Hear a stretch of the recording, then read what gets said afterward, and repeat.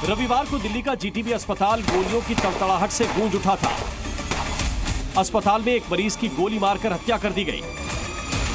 लेकिन इस हत्याकांड के बाद जो खुलासा हुआ वो और भी ज्यादा चौंकाने वाला है, क्योंकि मर्डर करने पहुंचे शूटर्स का निशाना तो सटीक था, मगर उन्हें मारना किसे था ये ही नहीं पता था। जी हां, सही सुना आपने। दरअसल दिल्ली के मंडोली जेल में बंद हाशिम बाबा ने अपने गैंग में ऐसे ही नाबालिगों की भर्ती कर रखी है, जो उसके एक इशारे पर किसी की भी जान लेने के लिए तैयार रहते हैं। दरअसल दिल्ली में एक्टिव सभी गैंग इस नए पैटर्न को अपना रहे हैं, जिसमें नाबालिग लड़के मर्डर जैसी संगीन वारदात को अंजाम देते हैं। बिश्नोई और भाऊ गैंग भी इस पैटर्न पर अपराध करते हैं, ताकि पकड़े जाने पर अपराधी जल्द से जल्द जेल से बाहर आ पाएं। संजय दत्त की तरह ही वो अपने लंबे लंबे बाल रखने लगा, लेकिन वो जानता था कि अगर उसे अपना नाम कमाना है तो जुर्म की दुनिया में कदम रखना ही होगा। और 2007 में उसने पहली बार जुर्म की दुनिया में कदम रखा।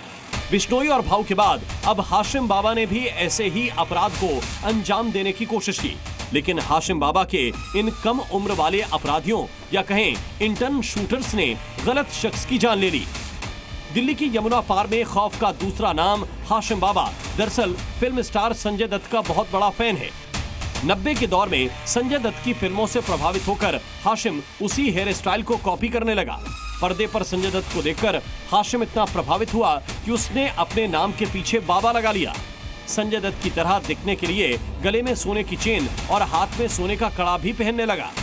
हालांकि संजू बाबा का ये फैन दाऊद इब्राहिम से भी इंस्पायर्ड है।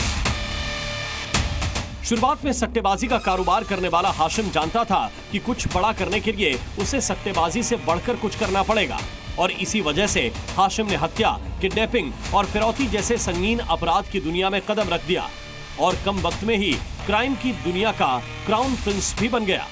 मगर दिल्ली के जीटीबी अस्पताल में गलत निशाना लगाकर उसके शूटर्स ने हाशिम बाबा का नाम मिट्टी में मिला दिया।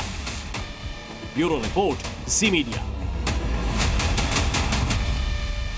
तो हाशिम बाबा पर पहला केस दिल्ली के गोकुलपुरी थाने में हत्या की कोशिश का दर्ज हुआ।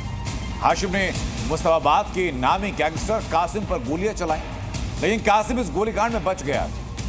जानता था हाशिम कि उस पर कासिम की तरफ से एनकाउंटर अटैक होगा, इसके लिए उसे किसी गैंग की पनाह लेनी हो ताकि सुरक्षित रह सके। हाशिम ने यमुना पार के बड़े गैंगस्टर अब्दुल नासिर के गैंग को ज्वाइन किया और उसके साथ काम करना शुरू कर दिया। हाशिम धीरे धीरे अब्दुल नासिर का हाथ बन गया और नासिर के सट्टे का पूरे नेटवर्क को संभाल लिया। नासिर के इशारे पर ताबड़तोड़ वारदातों को अंजाम देने लगा। हाशिम का मेन काम व्यापारियों को धमकाना, उनसे फिरौती वसूल करना और जब बात ना माने उनको मार देने का। और हाशिम ने सब नासिर के इशारे पर कम बल्कि अपनी अलग पहचान के लिए ज्यादा किया। इसी वजह से उस पर मर्डर और रंगदारी के कई मामले दर्ज होते चले गए लगातार। बहरहाल Z News।